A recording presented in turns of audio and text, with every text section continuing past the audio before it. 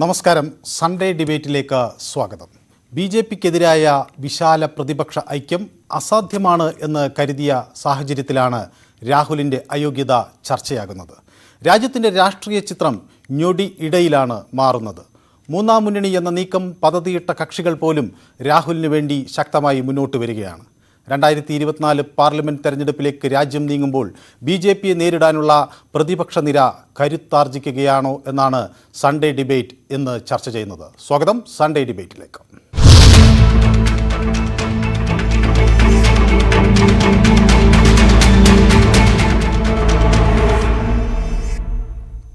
എന്നോടൊപ്പം ഈ ചർച്ചയിൽ പങ്കെടുക്കുന്ന അതിഥികൾ ബി.ജെ.പി നേതാവ് ശ്രീ പത്മനാഭൻ, ഒപ്പം തന്നെ മാധ്യമപ്രവർത്തകൻ സിബി സത്യൻ, അൻവർ ഷാ പാലോട് രാഷ്ട്രീയ നിരീക്ഷകൻ, ഒപ്പം ഷാഫി ചാലിയം മുസ്ലിം ലീഗ് നേതാവ്.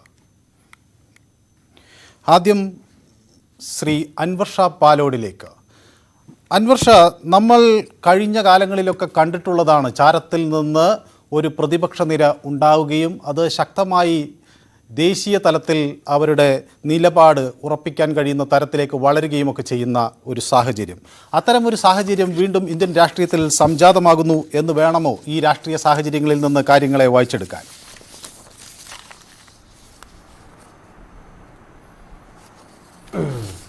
അല്ല, നമ്മുടെ രാജ്യത്തിൻ്റെ നിലവിലെ രാഷ്ട്രീയ സാഹചര്യം നമ്മൾ പരിശോധിക്കേണ്ടതുണ്ട്. കഴിഞ്ഞ കാലഘട്ടത്തിൽ നിന്നും വ്യത്യസ്തമായിട്ട് ഇപ്പോൾ കഴിഞ്ഞ ദിവസം ഉണ്ടായിട്ടുള്ള സംഭവങ്ങൾ റീസെൻ്റ്ലി ആയിട്ട്, അതോടൊപ്പം തന്നെ രാഹുൽ ഗാന്ധിയുടെ അവിടെ നിന്ന് വോയിസ് ഇങ്ങോട്ട് കേൾക്കുന്നുണ്ട് കേട്ടോ, അത് ശരിയാക്കാം. രാഹുൽ ഗാന്ധിയുമായി ബന്ധപ്പെട്ട് രാഹുൽ ഗാന്ധിക്ക് എഗെയിൻസ്റ്റ് ആയിട്ടുള്ള ഒരു കോടതി രാഹുൽ ഗാന്ധിക്ക് എഗെയിൻസ്റ്റ് ആയിട്ട് ഒരു കോടതി വിധി വന്നതിന് തൊട്ടു പിന്നാലെ ലോക്സഭാ സെക്രട്ടേറിയറ്റ് എടുത്തിട്ടുള്ള നടപടി നമ്മളെല്ലാവരും കണ്ടതാണ്. ഇതിനു മുമ്പ് ലക്ഷദ്വീപ് എം പി ആയിട്ടുള്ള മുഹമ്മദ് ഫൈസൽ, അദ്ദേഹത്തിന് എഗെയിൻസ്റ്റ് ആയിട്ട് കോടതി വിധി വന്ന സമയത്ത് ഇലക്ഷൻ കമ്മീഷനും അതോടൊപ്പം തന്നെ ലോക്സഭാ സെക്രട്ടേറിയറ്റും എടുത്തിട്ടുള്ള നടപടി. അപ്പോൾ രാജ്യത്ത് പ്രതിപക്ഷ പാർട്ടികൾക്കോ അല്ലെങ്കിൽ രാജ്യത്തുള്ള ജനാധിപത്യ കക്ഷികൾക്കോ ഒന്നും തന്നെ പ്രവർത്തിക്കാനുള്ളൊരു രാഷ്ട്രീയ സാഹചര്യം ഇല്ലായ്മ കൊണ്ടുവരിക എന്നുള്ളതാണ് ബി.ജെ.പിയുടെ ലക്ഷ്യം എന്നുള്ളതിനെ പറ്റി നമുക്കെല്ലാവർക്കും അറിയാം. ഇപ്പോൾ നിങ്ങൾ നോക്കൂ, റീസെന്റ് രാജ്യസഭയിൽ ചരിത്രത്തിൽ ആദ്യമായിട്ടുണ്ട് രാജ്യസഭാ കമ്മിറ്റികളിൽ പോലും ഉപരാഷ്ട്രപതി എക്സ് ഒഫിഷ്യോ ചെയർമാൻ, രാജ്യസഭയുടെ ചെയർമാന്റെ പ്രതിനിധികൾ അല്ലെങ്കിൽ അവരുടെ പേഴ്സണൽ സ്റ്റാഫുകളെ പോലും നിയന്ത്രിക്കുന്ന രീതിയിലേക്ക് കാര്യങ്ങൾ കൊണ്ടുവരുന്ന രീതിയാണ്. പാർലമെന്റിനകത്ത് അടിയന്തര പ്രമേയ ചർച്ചകൾ നടക്കുന്നില്ല, പ്രതിപക്ഷ പാർട്ടികളിലെ അംഗങ്ങളെ ഏകപക്ഷീയമായി പുറത്താക്കുന്നു. അപ്പോൾ നമ്മുടെ രാജ്യത്ത് നമുക്കറിയാം, ലോകത്തെ ഏറ്റവും വലിയ ജനാധിപത്യ രാജ്യമെന്നും ലോകത്തിലെ ഏറ്റവും വലിയ ചർച്ചകൾ നടക്കുന്ന പാർലമെന്റാണ് ഇന്ത്യയുടേതെന്നും അതോടൊപ്പം തന്നെ ലോകത്തിന് മാതൃകയാണ് ഇന്ത്യൻ പാർലമെന്റ് എന്നൊക്കെയാണ് നമ്മൾ ലോകത്തിന്റെ മുന്നിൽ പറയുന്നത്. പക്ഷേ നമ്മുടെ രാജ്യത്തിനകത്ത് നിന്ന് നോക്കുമ്പോൾ നമ്മുടെ പാർലമെന്റ് എത്രത്തോളം പ്രവർത്തിക്കുന്നു, ഇവിടുത്തെ ജനാധിപത്യം എത്രത്തോളം ഉണ്ട് എന്നുള്ളതിനെ പറ്റി നമ്മൾ എല്ലാവരും ചിന്തിക്കേണ്ടതുണ്ട്. ഇപ്പോൾ ഈ ഒരു രാഷ്ട്രീയ സാഹചര്യത്തിൽ ഇന്ത്യയിലെ പ്രതിപക്ഷ പാർട്ടികൾ ഒന്നിക്കാതെ ഇനിയും ഈ പറയുന്ന സ്പ്ലിറ്റ് ആയിട്ട് മുന്നോട്ട് പൊയ്ക്കൊണ്ടിരുന്നു കഴിഞ്ഞാൽ എന്തായിരിക്കും സ്ഥിതി എന്നുള്ളത് എല്ലാവർക്കും അറിയാം. അപ്പോൾ കഴിഞ്ഞ ദിവസം നിങ്ങൾ കണ്ടില്ലേ, CPM-ന്റെയും അല്ലെങ്കിൽ ഇന്ത്യയിലെ പ്രതിപക്ഷ പാർട്ടികളുടെ അംഗങ്ങളെയും തന്നെ അറസ്റ്റ് ചെയ്യുകയാണ്. നരേന്ദ്രമോദി സർക്കാരിന്റെ അല്ലെങ്കിൽ നരേന്ദ്രമോദി ഇന്ത്യയുടെ പ്രധാനമന്ത്രി ആയിരിക്കുമ്പോൾ അദാനി, അംബാനി അല്ലെങ്കിൽ ഈ പറയുന്ന ഇന്ത്യയിലെ ഏറ്റവും വലിയ സമ്പന്നർക്ക് മാത്രമായ ഒരു സർക്കാർ പ്രവർത്തിക്കുമ്പോൾ ആ സർക്കാരിനെതിരെ പ്രതികരിച്ചതിന്റെ പേരിൽ ഇടതുപക്ഷത്തിന്റെ എംപിമാർ അടക്കം അറസ്റ്റ് ചെയ്യപ്പെട്ടു. അവിടെ കോൺഗ്രസിന്റെ എംപിമാർ ഓടി രക്ഷപ്പെട്ടോ ഇല്ലയോ എന്നൊക്കെ സോണിയാഗാന്ധി അവരോട് ചോദിച്ചിട്ടുണ്ട്. അപ്പൊ അതുകൊണ്ട് നമ്മുടെ രാജ്യത്തെ രാഷ്ട്രീയ സാഹചര്യം മനസ്സിലാക്കിക്കൊണ്ട് നമ്മുടെ രാഷ്ട്രീയത്തെ പ്രതിപക്ഷ പാർട്ടികൾക്ക് പ്രവർത്തിക്കാനിടം. നിങ്ങൾ നോക്കൂ, ഇപ്പോൾ അടിയന്തരാവസ്ഥയാണ് എന്നെങ്കിലും പറഞ്ഞ് പ്രതിപക്ഷ പാർട്ടികളെ എന്ത് ചെയ്യാൻ കഴിയും? അവർക്ക് പ്രവർത്തിക്കാതിരിക്കാനുള്ള സാഹചര്യം ഉണ്ടാക്കാൻ പറ്റും. പക്ഷെ ഈ നിലവിലെ അവസ്ഥയിൽ എങ്ങനെയാണ്? അപ്രഖ്യാപിത അടിയന്തരാവസ്ഥ എന്ന് വേണമെങ്കിൽ പറയാം. ഇവിടെ ചിലപ്പോൾ ബി.ജെ.പിയുടെ പ്രതിനിധിക്ക് അപ്രഖ്യാപിത അടിയന്തരാവസ്ഥ എന്താണ് എന്നുള്ളതിനെ പറ്റിയൊന്നും വലിയ പിടുത്തമില്ലായിരിക്കും. അവർ ഈ പറയുന്ന ഇപ്പോഴും ഇന്ത്യ വലിയ ജനാധിപത്യ രാജ്യമായി നിലനിൽക്കുന്നു. നിങ്ങൾ ലോകത്തിലെ പല രാജ്യങ്ങളോടും നോക്കൂ, അതോടൊപ്പം തന്നെ യുണൈറ്റഡ് നേഷൻസിന്റെ പല റിപ്പോർട്ടുകളും നോക്കൂ, ഇന്ത്യയുടെ അവസ്ഥ എന്താണ് എന്ന് ഇതൊക്കെ പറയും. ഇതവർ അംഗീകരിക്കില്ല. അവർക്ക് ഈ പറയുന്ന ലോകത്തിലെ പല ഏജൻസികളോ അല്ലെങ്കിൽ ഔദ്യോഗിക സംഘടനകളോ അല്ലെങ്കിൽ NGO-കളോ പുറത്തിറക്കുന്ന റിപ്പോർട്ടുകൾ, ഇപ്പൊ സന്തോഷ സൂചിക, അതോടൊപ്പം തന്നെ ജേർണലിസം, ഇപ്പൊ സ്റ്റുഡിയോയിൽ ഇരിക്കുന്ന മാധ്യമപ്രവർത്തകനൊന്ന് ആലോചിച്ച് നോക്കിയാൽ മതി, മനു ഇന്ന് ലോകത്ത് നിന്ന് പുറത്തിറക്കുന്ന റിപ്പോർട്ടുകളിൽ മാധ്യമപ്രവർത്തകരുടെ അവസ്ഥ എന്താണ്? ജേർണലിസം തന്നെ ഈ രാജ്യത്ത് കൊണ്ടുപോകാൻ പറ്റുന്നുണ്ടോ? ഏറ്റവും കൂടുതൽ ജേർണലിസ്റ്റുകൾക്കെതിരെ അതിക്രമം നടക്കുന്ന രാജ്യമായി ഇന്ത്യ മാറുന്നുണ്ട്. അപ്പോ ഈ ഒരു രാഷ്ട്രീയ സാഹചര്യത്തെ ഇന്ത്യയിലെ പ്രതിപക്ഷ പാർട്ടികൾ കാണുകയാണ്.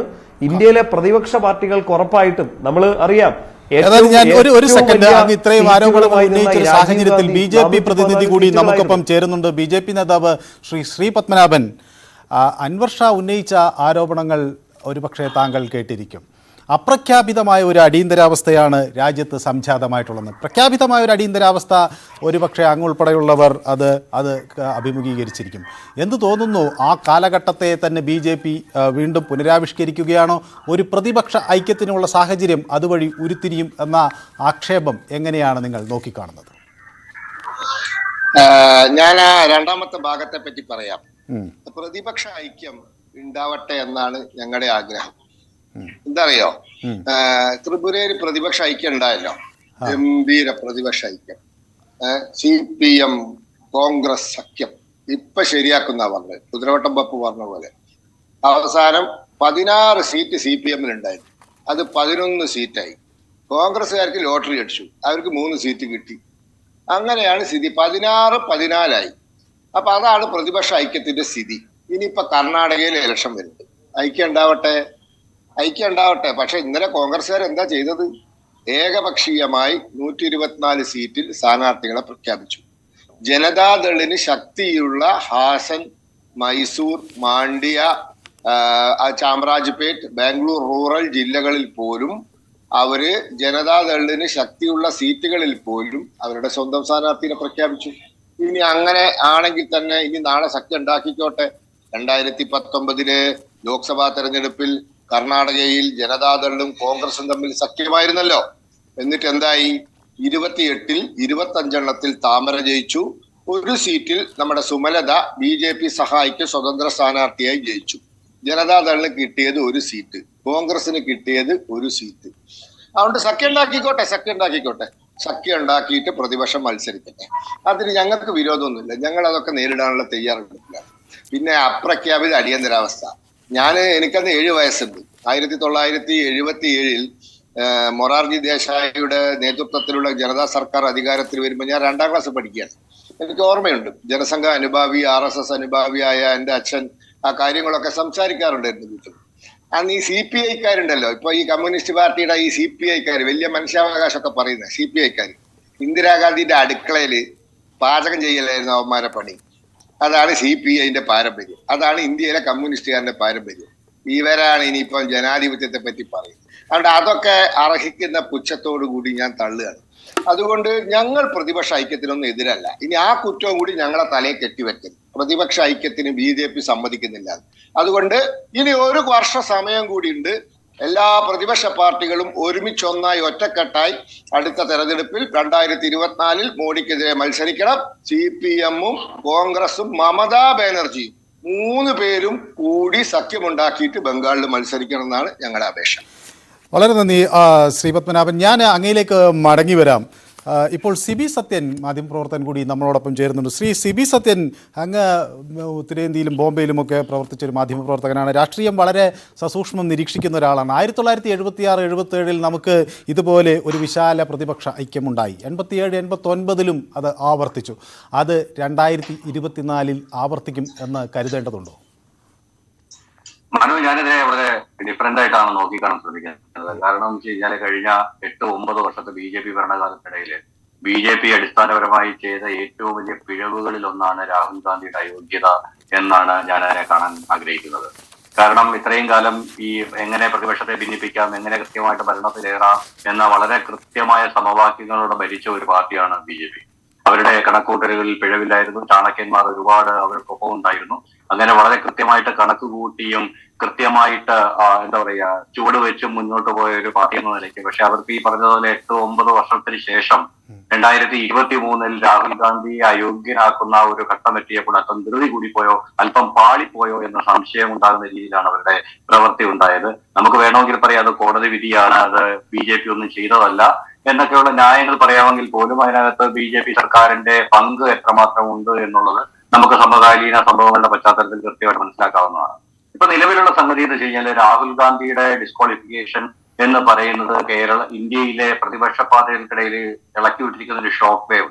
അതായത് ഒരാൾ പോലും BJPയുടെ ടിറണിക്ക്, BJP സർക്കാർ മുന്നോട്ട് വെക്കുന്ന ഒരു ഭീകരാവസ്ഥയ്ക്ക് അല്ലെങ്കിൽ ഒരു അടിച്ചമർത്തലിന് അതീതനല്ല, ഈവൻ രാഹുൽ ഗാന്ധിയെ പോലും ഞങ്ങൾ കൊടുക്കാൻ കഴിയും എന്നൊരു സന്ദേശം മുന്നോട്ട് കൊടുക്കുന്നത് ഇന്ത്യയിലെ പ്രതിപക്ഷ പാർട്ടികളെ അപ്പാടെ പ്രശ്നത്തിലാക്കുക. കാരണം മമതയുടെയൊക്കെ ഒരു പാരമ്പര്യം എന്ന് പറയുന്നത് BJPയുമായിട്ട് കാലങ്ങളായിട്ട് ഇടിയിട്ടും ഉടക്കിയും ഫൈറ്റ് ചെയ്ത് നിൽക്കുന്ന ഒരു പാരമ്പര്യമാണ്. അതുപോലെ ഇപ്പൊ ഈവൻ KCRന്റെ കേസെടുത്താൽ KCRന്റെ മകൾ അറസ്റ്റിലാവുന്ന ഒരു സാഹചര്യമുണ്ട്. അപ്പൊ ഇത്തരം ഉള്ള എല്ലാ സംഭവങ്ങളും, അതായത് കേജ്രിവാളിനെതിരെ മനോജ് സിസോദിയെ അകത്ത് പോയി. അപ്പം ഇതുപോലുള്ള, അതായത് ആം ആദ്മി പാർട്ടി എന്ന് പറയുന്ന പാർട്ടിയുടെ ഏറ്റവും വലിയ പ്രതിച്ഛായ എന്ന് പറയുന്ന അഴിമതി രഹിത സർക്കാർ എന്നുള്ളതായിരുന്നു. അതിനെ തകർത്തുകൊണ്ട് അതിന്റെ ഒരു ഉപമുഖ്യമന്ത്രിയെ തന്നെ പിടിച്ച് ജയിലിലടയ്ക്കാൻ പാകത്തിന് ഒരു രാഷ്ട്രീയ അജണ്ട എന്ന് തന്നെ ഞാൻ വിളിക്കുന്നു. അത് മുന്നോട്ട് വെച്ചിട്ട് അത് കൃത്യമായി നടപ്പിലാക്കുന്ന BJP മുന്നോട്ട് വെക്കുന്ന ടിറണി മനു നേരത്തെ പറഞ്ഞതുപോലെ ഒരുതരം അപ്രഖ്യാപിത അടിയന്തരാവസ്ഥയാണ്. സത്യത്തിൽ 1970-കളിൽ കോൺഗ്രസ് കാണിച്ച അതേ അബദ്ധത്തിന്റെ ഒരു റെപ്പറ്റീഷൻ ആകാം ഇത് എന്ന് നമ്മൾ സംശയിച്ചാലും തെറ്റില്ല. കാരണം വെച്ച് കഴിഞ്ഞാല് അതുവരെ ആർക്കും കീഴടക്കാൻ കഴിയാതിരുന്ന ഇന്ദിരാഗാന്ധിയുടെ സർക്കാരിനെ അല്ലെങ്കിൽ കോൺഗ്രസിന്റെ സർക്കാരിനെ താഴെയിട്ടത് ആ അടിയന്തരാവസ്ഥ പ്രഖ്യാപനവും അതുമായിട്ട് ബന്ധപ്പെട്ട ചെയ്തികൾ തന്നെയാണ്. അന്ന് ഈ പറഞ്ഞ പോലെ നമ്മൾ ഈ പറയുന്ന ഉത്തരേന്ത്യയിലെ നിരക്ഷര കുക്ഷികളായ മനുഷ്യരാണ് അന്ന് കാലങ്ങളായിട്ട് കോൺഗ്രസിന് വോട്ട് ചെയ്ത് വന്ന അതേ സമൂഹമാണ് അന്ന് കോൺഗ്രസിനെതിരെ വോട്ട് ചെയ്ത് അവരെ താഴെയിട്ടത്. ഇതുമാതിരിയുള്ള ഒരു റെപ്പറ്റീഷൻ ഞാൻ പറയുന്നത് അത്ര എളുപ്പമല്ല. കാരണം 1977 പോലെ അല്ല ഇന്ന് കാര്യങ്ങൾ നടക്കുന്നത്. കാരണം 2024 അല്ലെ 22, 23 എന്ന് നമ്മൾ പറയുമ്പോൾ ഇവിടെ കാര്യങ്ങൾ വളരെ വളരെ വ്യത്യസ്തമാണ്. കാരണം മീഡിയ ഒരുവിധപ്പെട്ടതെല്ലാം BJPയുടെ നിയന്ത്രണത്തിലാണ്. അല്ലെങ്കിൽ ഈ പറഞ്ഞതുപോലെ സമൂഹ മാധ്യമങ്ങളിൽ അതിശക്തമായ സ്വാധീനം BJPക്കുണ്ട്. അല്ലെങ്കിൽ ഈ പറഞ്ഞ പണം എന്ന് പറയുന്ന ഒരു ഫാക്ടർ അതിശക്തമായിട്ട് BJP ഉപയോഗിക്കുന്നുണ്ട്. കാരണം ഇതിനു മുമ്പുള്ള എല്ലാ ഇലക്ഷനുകളിലും ഒന്നുകിൽ സഖ്യം ഉണ്ടാക്കുന്നതിനേക്കാൾ കൂടുതൽ അവര് ചെയ്ത വലിയ രസമുള്ള ഒരു പരിപാടി എന്ന് പറയുന്നത് പ്രതിപക്ഷ വോട്ട് ഭിന്നിപ്പിക്കുക. തങ്ങളുടെ വോട്ട് കൂട്ടുന്നതിനേക്കാൾ കൂടുതലായിട്ട് പ്രതിപക്ഷ വോട്ട് ഭിന്നിപ്പിക്കുക എന്ന് പറയുന്ന ഒരു തന്ത്രമാണ് BJP കാലങ്ങളിൽ അത്രയും നടത്തിയത്. കാരണം നമുക്ക് വളരെ വ്യക്തമായിട്ട് അറിയാം BSPയും SPയും കൂടെ ഒന്നിച്ച് മത്സരിച്ച UPയിൽ എന്താ സംഭവിച്ചത് എന്ന്. കാരണം അവിടെ കൃത്യമായിട്ട് വോട്ട് ഭിന്നിക്കാൻ, അതായത് ഈ സഖ്യം ഒന്നിച്ച് BSPക്കാര് SPക്ക് വോട്ട് ചെയ്യുന്നില്ല എന്ന് BJP കൃത്യമായിട്ട് ഉറപ്പുവരുത്തിയതിന്റെ ഫലമായിട്ടാണ് അവിടെ BJP സർക്കാർ തിരിച്ചു വന്നത്. അങ്ങനെയുള്ള എല്ലാ ഈ ഇലക്ഷന് മുമ്പ് എല്ലാവരും മുമ്പത്തെ ഇലക്ഷൻ കാര്യങ്ങൾ, അപ്പൊ അങ്ങനെയുള്ള എല്ലാ കൃത്യമായ കാര്യങ്ങളും ഈ ഐക്യം എങ്ങനെ ഉണ്ടാവാതിരിക്കാം എന്നുള്ള കാര്യത്തിൽ വളരെ കൃത്യമായി റിസർച്ച് ചെയ്ത് കൃത്യമായ രാഷ്ട്രതന്ത്രജ്ഞതയുടെ മുന്നോട്ട് പോകുന്ന ഒരു പാർട്ടിയാണ് BJP. ആ BJPയെ സംബന്ധിച്ചിടത്തോളം ഇനി 1.5 വർഷത്തോളം ബാക്കിയുണ്ട്. ഈ 1.5 വർഷത്തിനുള്ളിൽ പ്രതിപക്ഷം ഐക്യം ഇപ്പം രൂപപ്പെട്ടാൽ പോലും ഈ 1.5 വർഷത്തിനുള്ളിൽ അതിനെ തകർത്ത് കളയാനുള്ള തന്ത്രജ്ഞത അവർക്കുണ്ട്. അതിനെ കോൺഗ്രസ് എങ്ങനെ അതിജീവിക്കും, അല്ലെങ്കിൽ പ്രതിപക്ഷം എങ്ങനെ അതിജീവിക്കും എന്നുള്ളതാണ് ഇതിനകത്ത് ഏറ്റവും പ്രസക്തമായ ചോദ്യം. കാരണം ഈ നമ്മളിപ്പോ നോക്കുമ്പോൾ ഈ രാഹുൽ ഗാന്ധിയെ പപ്പു ആക്കിയ ഒരു വലിയ പ്രചാരണ പരിപാടിയുണ്ട് BJPയുടേത്.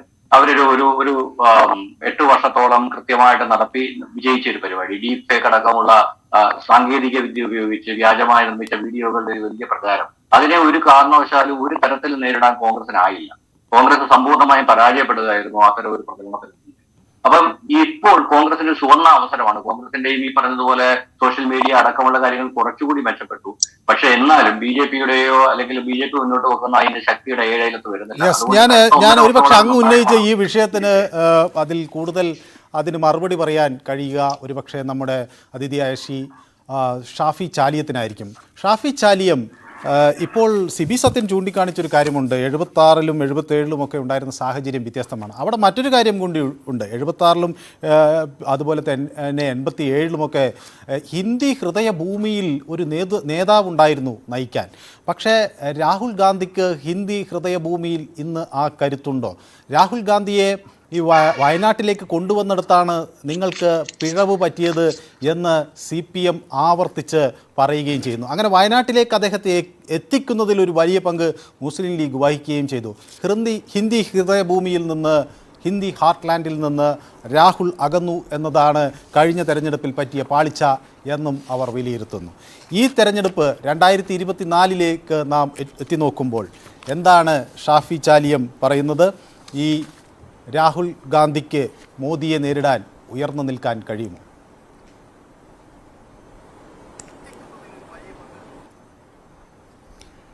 ഈ കോൺഗ്രസിൻ്റെ ഈ പ്രധാനമന്ത്രി സ്ഥാനാർത്ഥിയായിട്ട് വരുന്ന ആളുകൾ, പ്രത്യേകിച്ച് ഇന്ദിരാഗാന്ധി തൊട്ട്, എന്നും ഉത്തരേന്ത്യയിലെ ഒരു മണ്ഡലത്തിൽ മത്സരിക്കും, അതോടൊപ്പം ദക്ഷിണേന്ത്യയിലെ ഒരു മണ്ഡലത്തിൽ മത്സരിക്കാറുണ്ട്. അത് കർണാടകയിലെ ചിക്കമംഗളൂർ, റായ്ബലേറി ഒക്കെ നമുക്കറിയാം.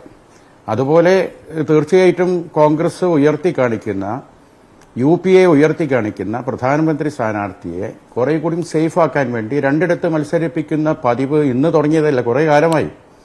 അത് രാഹുൽ ഗാന്ധിയുടെ കാര്യത്തിൽ വരുമ്പോൾ അതിനെ കൂടുതൽ സങ്കീർണവും വികലവും മോശമായ രീതിയിൽ വ്യാഖ്യാനിക്കുക എന്നത് BJP മാത്രമല്ല CPM ചെയ്തിട്ടുണ്ട്. അപ്പോൾ അത്തരത്തിൽ ഇന്ദിരാഗാന്ധിയൊക്കെ ഉത്തരേന്ത്യയിൽ മത്സരിക്കുന്നതോടൊപ്പം തന്നെ കർണാടകയിലും മറ്റും മത്സരിച്ച ചരിത്രമുണ്ടല്ലോ. അതുപോലെ രാഹുൽ ഗാന്ധിക്ക് അമേഠിയോടൊപ്പം കേരളത്തിലെ വളരെ സുരക്ഷിതമായ വയനാട് മത്സരിക്കുന്നതിൽ എന്താ അപാകതയുള്ളത്? ഒരു അപാകതയില്ല. അത് ആ രീതിയിൽ കണ്ടാൽ മതി. പക്ഷേ ഇവിടെ എന്താ സംഭവിച്ചത്? ഈ മൂർഖൻ ബാബിനെ കൊല്ലാൻ ആളുകൾ തടിച്ചു കൂടിയതുപോലെ രാഹുൽ ഗാന്ധി വയനാട് മത്സരിച്ചപ്പോൾ അദ്ദേഹത്തിനെതിരെ സ്ഥാനാർത്ഥി നിർത്തി പോട്ടെ, അദ്ദേഹത്തിന് എതിരെ അപരന്മാരെ നിർത്തിക്കളഞ്ഞു ആര്? CPM. അതിൻ്റെ ഒരു ചരിത്രം വളരെ രസകരമാണ്. ഇടുക്കിയിൽ ഗാന്ധി കുടുംബത്തിനെ അങ്ങേയറ്റം സ്നേഹിക്കുന്ന ഒരു കുടുംബം, 2 കുട്ടികൾ പിറന്നപ്പോൾ ഒന്നിന് ആ ഗാന്ധി കുടുംബത്തിനോടുള്ള ഒരു പ്രതിപത്തി കൊണ്ട് ഒരു കുട്ടിക്ക് രാഹുൽ എന്നും വേറെ കുട്ടിക്ക് പ്രിയങ്ക എന്നും പേരിട്ടു. ആ കുട്ടിനെയാണ് തട്ടിയെടുത്ത് കൊണ്ടെന്ന് വയനാട്ടിൽ ഈ CPM-മാർ അവരനാക്കി നിർത്തിയത്. അപ്പം ഞാൻ പറഞ്ഞു വരുന്ന അതല്ല. ഇന്നത്തെ ഇന്ത്യൻ രാഷ്ട്രീയത്തിൽ ഉത്തരേന്ത്യൻ ബെൽറ്റ് എന്ന് പറഞ്ഞാൽ പ്രധാനമായും മധ്യപ്രദേശ്, ബീഹാർ, ഹരിയാന, UP, ഗുജറാത്ത് അടങ്ങിയ ഒരു പ്രദേശമാണ്. നമുക്കറിയാം ചരിത്രപരമായി ആ പ്രദേശത്തിന്റെ ഒരു പ്രത്യേകത.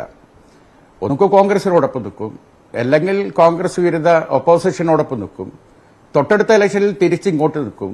ഒരു സ്ഥിരമായ ഒരു പൊളിറ്റിക്സിനെ ഫോളോ ചെയ്യുന്നവരല്ല. പക്ഷെ അതൊക്കെ രാഷ്ട്രീയപരമായി. പക്ഷേ ഈ നരേന്ദ്രമോദി നയിക്കുന്ന BJP, അങ്ങനെ തന്നെ പറയണം, വാജ്പേയിയും അഡ്വാനിയും നയിച്ച BJPയിൽ നിന്നും വളരെ വ്യത്യസ്തമാണ് അമിത്ഷായും അതുപോലെ തന്നെ നരേന്ദ്രമോദിയും യോഗിയും ചേർന്ന് നയിക്കുന്ന BJP. വളരെ അഗ്രസീവമായ രീതിയിലാണ് അവർ പൊളിറ്റിക്സിനെ അമ്മാരി ധ്രുവീകരണം ഉണ്ടാക്കി. സ്വാഭാവികമായും രാജ്യത്തിലെ എല്ലാ കോർപ്പറേറ്റുകളും മാറുകയാണ്. എല്ലാ ഷുഗർ കമ്പനി, ഇന്ത്യയിലെ എല്ലാവരും തന്നെ BJPയോടൊപ്പം നിൽക്കുന്നു. സ്വാഭാവികമാണ് ഈ കോൺഗ്രസിന് അവിടെ മൾട്ടി ഫാസറ്റഡ് ഫൈറ്റാണ് വരുന്നത്.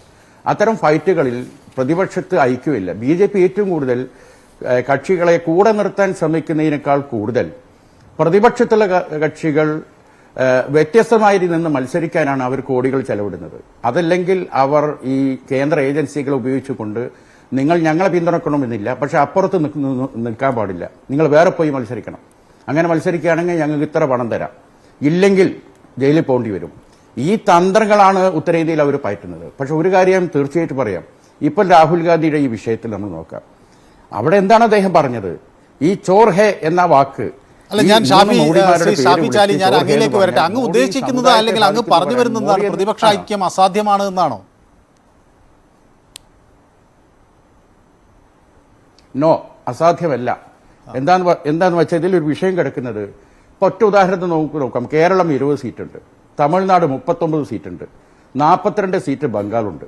ഈ 3 സ്ഥലത്തും നമുക്കറിയാലോ BJPക്ക് ഈ കാര്യമായി ഒരു നേട്ടവും ഉണ്ടാക്കാൻ കഴിയില്ല എന്ന് സമീപകാലത്തെ എല്ലാ തെരഞ്ഞെടുപ്പും തെളിയിച്ചതാണ്. ഇത് ചേർന്നാൽ തന്നെ 100 കവിഞ്ഞ് 3 സ്റ്റേറ്റിന് തന്നെ BJP വിരുദ്ധരായ 100-ലധികം MP-മാരെ കൊടുക്കാം. കർണാടകയിലെ പകുതി MP-മാരും മഹാരാഷ്ട്രയിലെ പകുതി MP-മാരും എടുത്താൽ എത്രയായി? അതും നിങ്ങൾ ചിന്തിക്കും. അതുപോലെ തന്നെ ഈ ഹിമാചൽ പ്രദേശിൽ ഭരിക്കുന്ന കോൺഗ്രസ്, അവിടുത്തെ പകുതി, ഹരിയാനയിലെ പകുതി, ഒക്കെ പകുതി കൂട്ടിയാൽ മതി. അപ്പൊ തന്നെ എത്രയായി? പിന്നെ അതോടൊപ്പം പക്ഷേ ഇവരെയൊക്കെ ഒരു പ്ലാറ്റ്ഫോമിന് മുന്നിൽ കൊണ്ടുവരാൻ കഴിയുമോ എന്നല്ലേ വലിയ ചോദ്യം. ഉദ്ദേശിക്കണേ വേണ്ട, അതിന്റെ ആവശ്യമൊന്നുമില്ല. നിങ്ങളൊന്ന് മനസ്സിലാക്കേണ്ടത്, ഏകദേശം 14 to 16 പൊളിറ്റിക്കൽ പാർട്ടികളാണ് കോടതിയെ സമീപിച്ചത്. ഈ 16 പാർട്ടികളും ഒരുമിച്ചൊരു പ്ലാറ്റ്ഫോമിൽ നിന്നവരാണോ? Issue based ആയിട്ടുകൊണ്ട് BJPക്ക് അവരെതിരാണ്. എന്നാൽ ഞാൻ അതിന്റെ കൂടെ വേറൊന്നും ചേർത്ത് വയ്ക്കുന്നു, ആന്ധ്ര, അതുപോലെ തന്നെ തെലങ്കാന, ഇവിടെ ഒന്നും BJPക്ക് കോൺട്രിബ്യൂഷൻ ഇല്ല. പക്ഷേ പ്രതിപക്ഷ കക്ഷികൾ ആരാകണം എന്ന ക്വസ്റ്റ്യൻ, അത്തരത്തിലുള്ള സങ്കീർണമായ ക്വസ്റ്റ്യൻ വന്ന സമയത്തൊക്കെ ആ സമയത്തുള്ള പ്രാക്ടിക്കൽ ആൻസർ കണ്ടെത്തിയ ഒരു ഒപ്പോസിഷൻ മൂവ്മെന്റ് ആണ് BJPക്കെതിരെ ഇന്ത്യയിലുള്ളത്. എന്തത്ര സംശയം? അപ്പോൾ കോൺഗ്രസ് പിന്നെ മല്ലികാർജുന ഖാർഗെ ചെന്നൈയിൽ വെച്ച് കരുണാനിധി സ്റ്റാലിന്റെ ജന്മദിനത്തിന് നടത്തിയ ഡിക്ലറേഷൻ ചെറുതാണോ? ഞങ്ങൾക്ക് പ്രധാനമന്ത്രിയാകണമെന്നോ ഞങ്ങളെ നേതൃത്വത്തിൽ മന്ത്രിസഭ വരണമെന്നോ ഒരു പിടിവാശിയും ഞങ്ങൾക്കില്ല എന്നാ പറഞ്ഞത്. ഫാറൂഖ് അബ്ദുള്ള ഖാർഗെയെ അടുത്ത് നിർത്തിക്കൊണ്ടാ പറഞ്ഞത്, എന്തുകൊണ്ട് സ്റ്റാലിൻ നിങ്ങൾക്ക് ലീഡർഷിപ്പ് നടത്തിക്കൂടാന്ന് പറഞ്ഞപ്പോൾ അതിനോട് ഒബ്ജക്ട് ചെയ്യാൻ രാഹുൽ ഗാന്ധി ആരും പോയിട്ടില്ല. ഇന്ത്യയിൽ ഇപ്പോഴത്തെ അവസ്ഥയിൽ ബിജെപിക്കെതിരായ ഒരു രാഹുൽ ഗാന്ധിയെ മാറ്റി നിർത്തിക്കൊണ്ട് മറ്റൊരു പാർട്ടിയിൽ നിന്ന് ഒരാൾ നേതൃരംഗത്തേക്ക് വരും, മുമ്പ് നമുക്കുണ്ടായ പോലത്തെ ഒരു സാഹചര്യം വരും എന്ന് പ്രതീക്ഷിക്കേണ്ടതുണ്ടോ?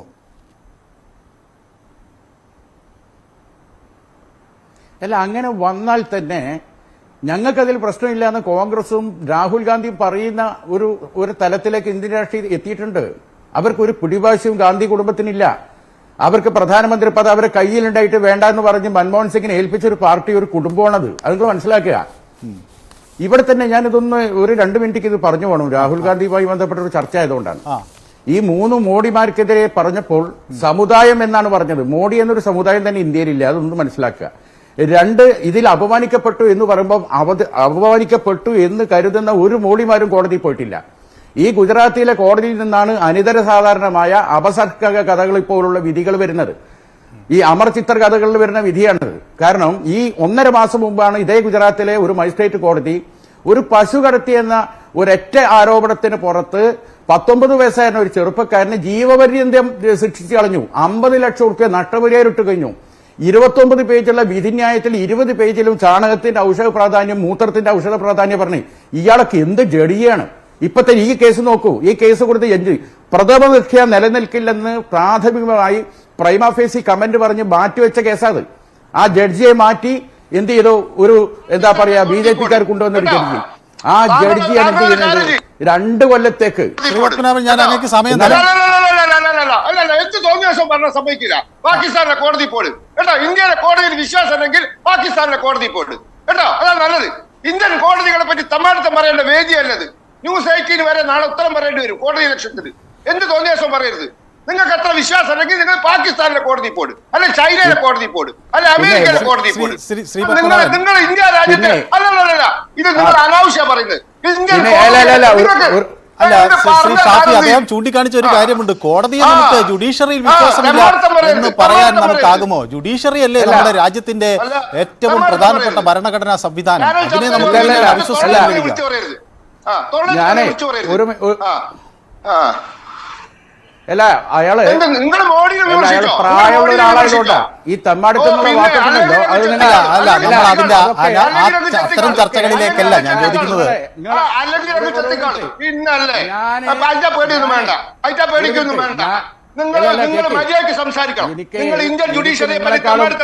എനിക്ക് നിങ്ങളെക്കാളും ഒച്ച വെക്കാൻ അറിയാം. പ്രേക്ഷകർ കേൾക്കുന്നുണ്ട്. ഞാൻ തെമ്മാടിത്തൊക്കെ ഒരു മിനിറ്റ് അങ്ങാരി വാക്കൊക്കെ സംഘികളെ നേരെ ഉപയോഗിച്ചാൽ മതി കേട്ടോ. നിങ്ങളെ പ്രായത്തെ ബഹുമാനിച്ചുകൊണ്ടാണ് ഞാൻ സംസാരിക്കാത്തത്. തെമ്മാടിത്തം തെമ്മാടികൾ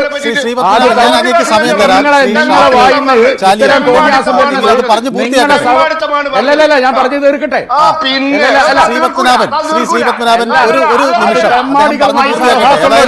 കോടതികൾ നമുക്ക് അംഗീകരിക്കേണ്ട ഒരു ഭരണഘടനാ സ്ഥാപനം തന്നെയാണ്.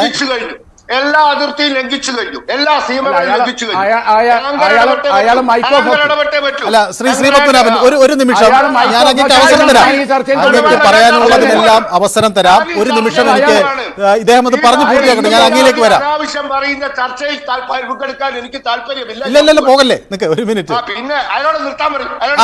കോടതികളെ പറ്റി സംസാരിക്കട്ടെ. അല്ലല്ല, പോകല്ലേ ഒരു മിനിറ്റ്. അല്ല, നമ്മൾ ഒരു ചർച്ച എന്നത് ഒരു സംവാദം എന്ന നിലയിൽ നമുക്ക് കാര്യങ്ങളിൽ ഒരു മിനിറ്റ്, ഇത് എന്ത് ചർച്ചയാണ്? അല്ല, ഒരു മിനിറ്റ് നിൽക്കും.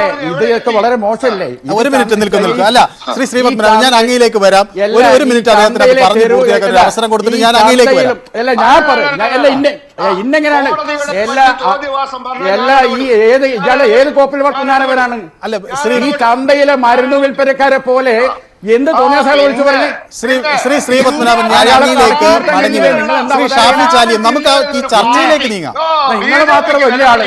നിങ്ങൾ ആരാ എന്ത് പറഞ്ഞാലും പാകിസ്ഥാൻ പോകാൻ പറയാൻ അല്ലല്ല, എന്ത് പറഞ്ഞാലും പാകിസ്ഥാന് പോകും. ഞങ്ങൾ പാകിസ്ഥാൻ എന്താ പറഞ്ഞത്? ഞാൻ പറഞ്ഞതിനെ ഖണ്ഡിക്കാൻ കഴിയണം. എന്തുകൊണ്ട് പ്രഥമ ദൃഷ്ട്യാ മാറ്റിവെച്ച കോടതി നിങ്ങൾ അനാവശ്യമാണ് പറഞ്ഞത്. പിന്നെ അയാൾക്ക് കൊടുത്ത മുഴുവൻ സമയം നമ്മളെന്തിനാ അതിഥികളെ വിളിച്ചു കൊടുത്തത്? അല്ല ഒരു നിമിഷം സമയം തരൂ. അയാൾ ഇത്ര നേരം ഇത് ശരിയല്ലല്ലോ.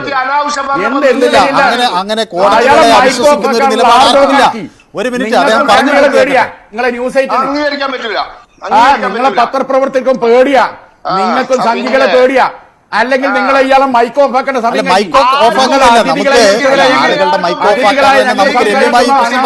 അനാവശ്യമായി ശല്യമുണ്ടാക്കൽ നിർത്താൻ പറയണം. ഞാൻ ഒരു മിനിറ്റ്, ശ്രീ ഷാഫി ചാലിയം, ഒരു സെക്കൻഡ്.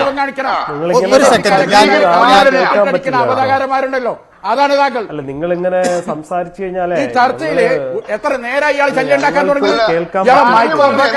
ശരി, ഒരു സെക്കൻഡ് ശ്രീ പത്മനാഭൻ, ഞാൻ അങ്ങേക്ക് സമയം തരാം. ഞാൻ രണ്ട് പേരിലേക്കും മടങ്ങി വരാം. ശ്രീ അൻവർ ഷാ പാലോട് ഒരു മിനിറ്റ് ഞാൻ രണ്ടുപേരിലേക്ക് മടങ്ങി വരാം. ശ്രീ അൻവർ ഷാ പാലോട്, ഇത് സാധ്യമല്ല എന്നൊരു നിലപാടാണ് BJPക്കുള്ളത്. ഒരു പ്രതിപക്ഷ ഐക്യം ഉണ്ടായാൽ തന്നെ അതിനൊന്നും വലിയ കരുത്തുണ്ടാകില്ല എന്നതാണ്. വേണ്ടിയിട്ട് എന്നെ ഓഫാക്കിയിട്ട് നിങ്ങൾ അങ്ങനെ ചർച്ച മുന്നോട്ട് കൊണ്ടുവരണ്ട. ഒരു സെക്കൻഡ് നിൽക്കൂ, ഞാൻ അതിലേക്ക് വരാം. ശ്രീ അൻവർ ഷാ പാലോട്, എന്ത് തോന്നുന്നു? ഇത് സാധ്യമാണോ? അല്ല, എനിക്ക് ഷാഫി ചാലി, ഞാൻ നിങ്ങൾക്ക് സമയം തരാം. ഇല്ല, ഞാൻ എല്ലാ സമയവും നിങ്ങൾക്ക് ആവശ്യത്തുള്ള മുഴുവൻ സമയം ഞാൻ തരാം. താങ്കൾ എന്തിനാണ് എനിക്ക് സമയം തന്നില്ല. അയാൾ ശല്യപ്പെടുത്താണ് ആ സംഘി. നമുക്ക് ഇഷ്ടം പോലെ ഉണ്ട്. ഞാൻ തരാം. എല്ലാ അതിഥികളോടും സാമാന്യ മര്യാദ പാലിക്കാൻ നിങ്ങൾക്ക് കഴിയും. അതിലേക്ക് വരാന്നേ, ആ വിഷയം സമയം തരാം. എന്റേത് ഇപ്പൊ അയാൾ ഇടപെടുത്ത് നിർത്തിച്ച സംസാരിക്കുന്നില്ല. അദ്ദേഹം ഇപ്പോൾ സംസാരിക്കുന്നില്ല. കിട്ടിയിട്ട് കാര്യമില്ല. അദ്ദേഹം ഇപ്പോൾ സംസാരിക്കുന്നില്ല. അങ്ങ് കൂടി ഒന്ന് ദയവായി സഹകരിക്കും. നമുക്ക് ഈ കാര്യം സംസാരിക്കാനുള്ള മുഴുവൻ സമയം അങ്ങേക്ക് തരാം. എവിടെയാണ് നിങ്ങൾ മനസ്സിലാക്കുക? താമസിയാതെ രാഹുലിനെതിരെ വിധി പറഞ്ഞ ജഡ്ജിയുടെ ഭാവി നിങ്ങൾ കൺട്രോൾ. ഒരു പക്ഷേ ഏത് സ്റ്റേറ്റിൽ ഗവർണറാവും. ജുഡീഷ്യറിയിലെ ആളുകൾ കാക്കിട്ട് പിടിച്ച് ഇവിടെ നടത്തുന്ന നാടകങ്ങളുണ്ട്. ഇതൊക്കെ അഭിപ്രായ സ്വാതന്ത്ര്യമുള്ള നാടാ, മനസാക്ഷി സ്വാതന്ത്ര്യമുള്ള നാടാ. വിളിച്ചു പറഞ്ഞുകൊണ്ടിരിക്കും. ഉത്തരം പറഞ്ഞ രാഹുൽ ചോദിച്ച ചോദ്യമുണ്ട്. 2000 എവിടുന്നാണ്? 2000 കോടി എവിടെയാണ്? ഞങ്ങളും ചോദിച്ചുകൊണ്ടിരിക്കും. ആ 2000 കോടിയുടെ ചോദ്യത്തിന് മറുപടി യാതൊരു ഉളപ്പില്ലാത്ത സംഖ്യകള്. ഇയാൾ എന്ത് കോപ്പിൽ പത്മനാഭന ഒരു മനുഷ്യനെ സംസാരിക്കാൻ?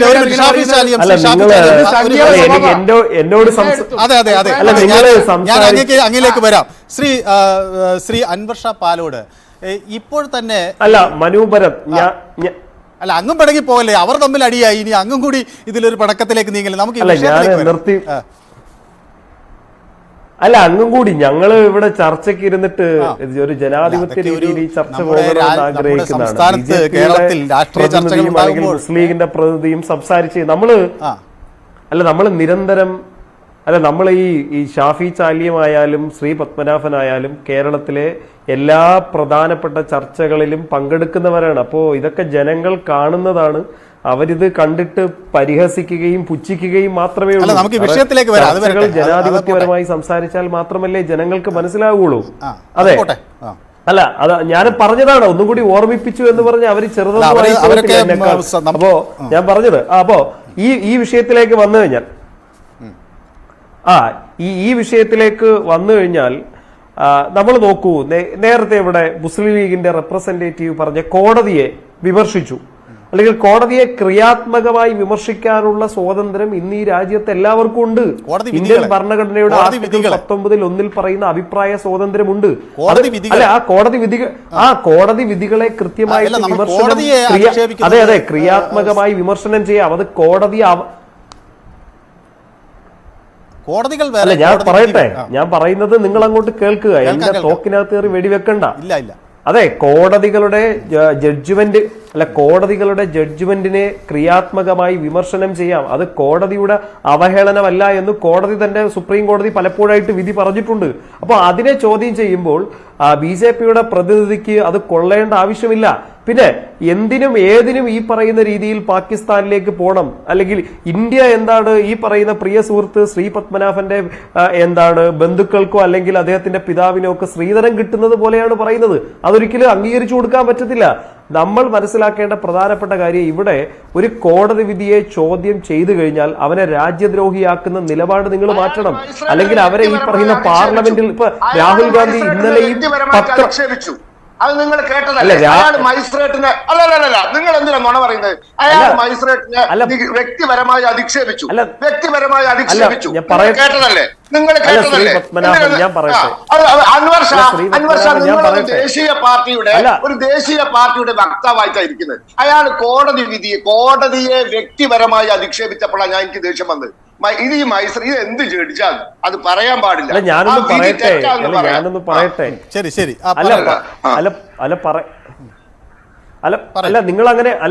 നിങ്ങൾ അങ്ങനെയാണെങ്കിൽ ശ്രീ പത്മനാഭൻ ഒരു അഭിഭാഷകനല്ലേ? നിങ്ങൾ ഷാഫി ചാലിയത്തിനെതിരെ കേസ് കൊടുക്കൂ. അദ്ദേഹം പല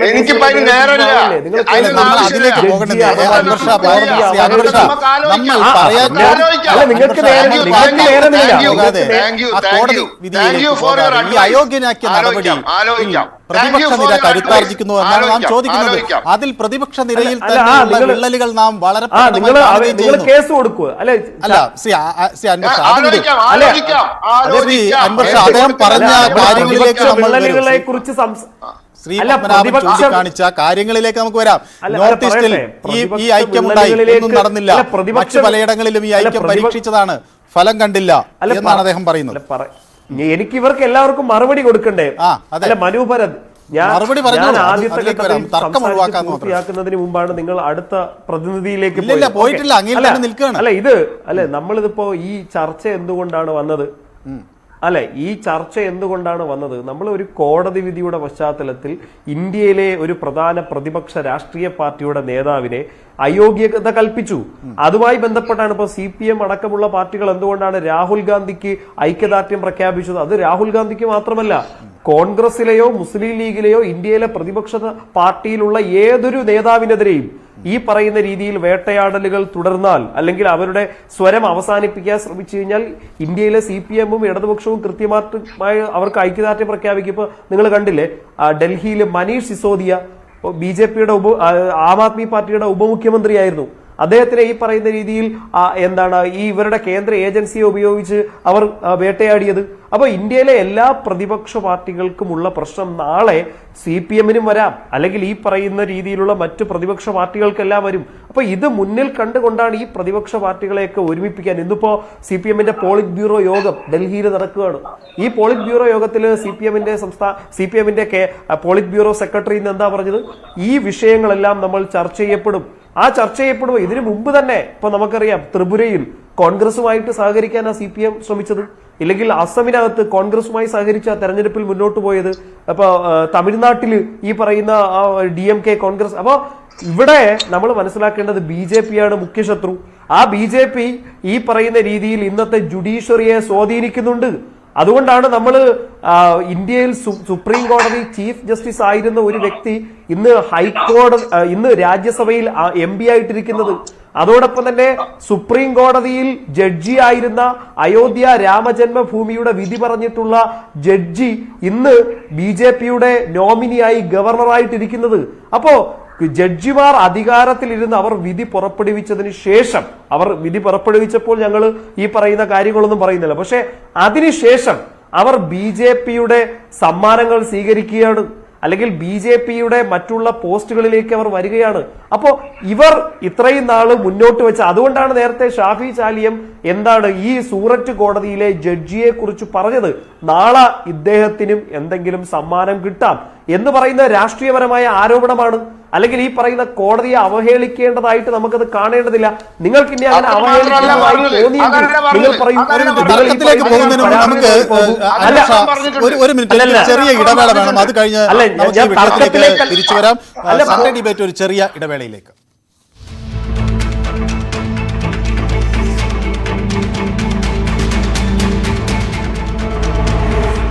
സൺഡേ ഡിബേറ്റ് തുടരുന്നു. ശ്രീ പത്മനാഭൻ, ഈ രണ്ടു പേർ ഷാഫി ചാലിയവും അതുപോലെ അൻവർ ഷായും ഉയർത്തിയ ഒരു വിഷയം നമ്മൾ കാണാതെ പോകരുത്. അത് അവർ സംശയങ്ങൾ പ്രകടിപ്പിക്കുന്നു. അവർ പറയുന്നത് ഭരണഘടനാ സ്ഥാപനങ്ങൾ നിലപാടുകൾ മാറ്റുന്നു എന്നതാണ്, അത് പക്ഷപാതപരമായി പെരുമാറുന്നു എന്നതാണ്. അത്തരം സാഹചര്യങ്ങൾ ഒരു രാഷ്ട്രീയ ഐക്യത്തിന് ഈ ഇന്ത്യയിലെ പ്രതിപക്ഷ കക്ഷികളെ പ്രേരിപ്പിക്കുന്നു എന്നാണ്.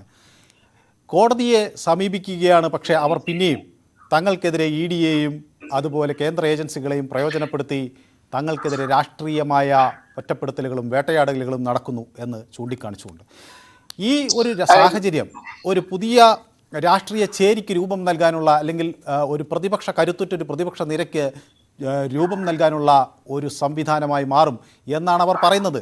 എന്താണ് അത് അപ്പോൾ അങ്ങ് പറയുന്നത് അത് വന്നാൽ തന്നെ അതിൽ യാതൊരു കാര്യവും ഉണ്ടാകില്ല, അത് പൂർണ്ണമായും പരാജയപ്പെടുമെന്നാണ്. അത്രയ്ക്ക് തികഞ്ഞ ആത്മവിശ്വാസത്തോടുകൂടി പറയേണ്ട ഒരു വിഷയമാണോ അത്? അല്ല, കോടതിയെ ആരെ സമീപിക്കുന്നതെന്നും ഞങ്ങൾ എതിരല്ല. നിങ്ങൾ കോടതിയെ സമീപിച്ചോ, ആർക്കാ വിരോധം? ഞങ്ങൾക്ക് വക്കീൽമാരുണ്ട്, ഞങ്ങളും ഹാജരായിക്കോളാം. കേസ് നടത്താനൊക്കെ ഞങ്ങൾക്ക് അറിയാം. ഇതിലും വലിയ കേസ് നടത്തിയല്ല ഞങ്ങൾ. കേസ് നടത്തി കോടതി തോറ്റു കഴിഞ്ഞാൽ ജഡ്ജിന്റെ തന്തയ്ക്ക് പറയരുത്, അത് മര്യാദയല്ല. തെരഞ്ഞെടുപ്പ് തോറ്റാൽ ഇലക്ട്രോണിക് വോട്ടിംഗ് മെഷീന്റെ കുറ്റം പറയരുത്, അത് മര്യാദയല്ല. ഇന്ത്യൻ പട്ടാളത്തെ വിശ്വാസമല്ല അധിക്ഷേപിക്കുക, പട്ടാളത്തോട് തെളിവ് ചോദിക്കുക. ഇന്ത്യൻ കോടതികളെ വിശ്വാസമല്ല. എന്താ പറഞ്ഞത്? പശുവിനെ കടത്തിയതിന് ജീവപര്യന്തം കൊടുത്തു, ജഡ്ജ്മെന്റിൽ മൂത്രത്തിനെ പറ്റി ചാണകത്തിനെ പറ്റി എഴുതി. ഇയാൾ എവിടത്തെ ജഡ്ജാണ്? എന്ത് വർത്താനത്? എവിടത്തെ വർത്താനത്? ഇത്രയ്ക്ക് പുച്ഛവും പരിഹാസമാണ് ഇന്ത്യൻ കോടതികളെങ്കിൽ അങ്ങോട്ട് പോണ്ടാന്ന് മുസ്ലിം ലീഗുകാർ കോടതി പോണ്ടാന്ന്.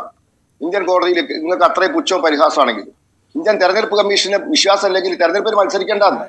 ഇലക്ഷനിൽ മത്സരിക്കും, തോറ്റാൽ തെരഞ്ഞെടുപ്പ് കമ്മീഷനെ കുറ്റം പറയും. വോട്ടൽ മെഷീൻ ഞാൻ ചോദിക്കട്ടെ, കേരളത്തിൽ ഇടതുപക്ഷം 2 പ്രാവശ്യം അടുപ്പിച്ച് ജയിക്കുന്നു. ഞങ്ങൾ പറഞ്ഞോ ഈ തെരഞ്ഞെടുപ്പ് ഈ ഞങ്ങൾ പറഞ്ഞോ ഈ പിണറായി വിജയൻ ജയിച്ചത് തെരഞ്ഞെടുപ്പിന്റെ വോട്ടിംഗ് മെഷീനെ തകരാറുണ്ടാകുന്നത്? ഹിമാചൽ പ്രദേശിൽ കോൺഗ്രസ് ജയിച്ചു. ഞങ്ങൾ പറഞ്ഞോ? മമതാ ബാനർജി ഞങ്ങളും തമ്മിൽ ക്ലോസ് ഫൈറ്റ് നടന്നു. ഞങ്ങൾക്ക് 72 സീറ്റ്, 75 സീറ്റ്, അവർക്ക് 106 സീറ്റ്. ഞങ്ങൾ പറഞ്ഞോ? കഴിഞ്ഞ ലോക്സഭാ തെരഞ്ഞെടുപ്പിൽ ഞങ്ങൾക്ക് 18, അവർക്ക് 20, കോൺഗ്രസിന് 2, ഞങ്ങൾക്ക് 4 സീറ്റ് കുറവാ. ഞങ്ങൾ വിചാരിച്ചത് ഞങ്ങൾക്ക് 20, 21 സീറ്റ് കിട്ടുന്ന 3-4 സീറ്റ് കുറഞ്ഞു. ഞങ്ങൾ പറഞ്ഞോ വോട്ടിംഗ് മെഷീനെ തകരാറാണ്? തെരഞ്ഞെടുപ്പ് തോറ്റാ വോട്ടിംഗ് മെഷീന് കുറ്റം, കേസ് തോറ്റാ ജഡ്ജിന്റെ തന്തയ്ക്ക് പറയുക. ഇതൊന്നല്ല മര്യാദ. നിങ്ങൾ സഖ്യം ഉണ്ടാക്കിക്കോന്ന്.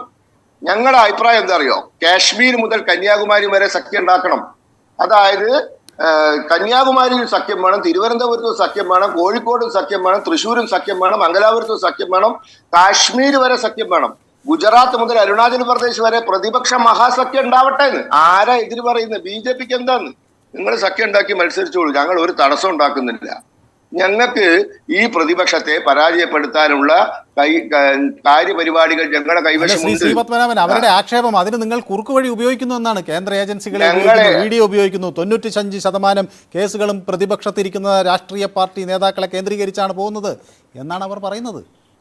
അല്ല, കർണാടകയിൽ BJPയുടെ MLA വീട്ടിൽ നിന്ന് പൈസ പിടിച്ചില്ലേ? എന്താ അങ്ങനെ പറയുന്നത്? ഈ ED ആദ്യം പിടിച്ചത് ഒരു BJP MLA, ഇതല്ല, വേറൊരു മധ്യപ്രദേശിലെ BJP MLA. 95% 5% പിടിക്കുന്നുണ്ട്. 95% അഴിമതിക്കാര് പ്രതിപക്ഷത്താണ്.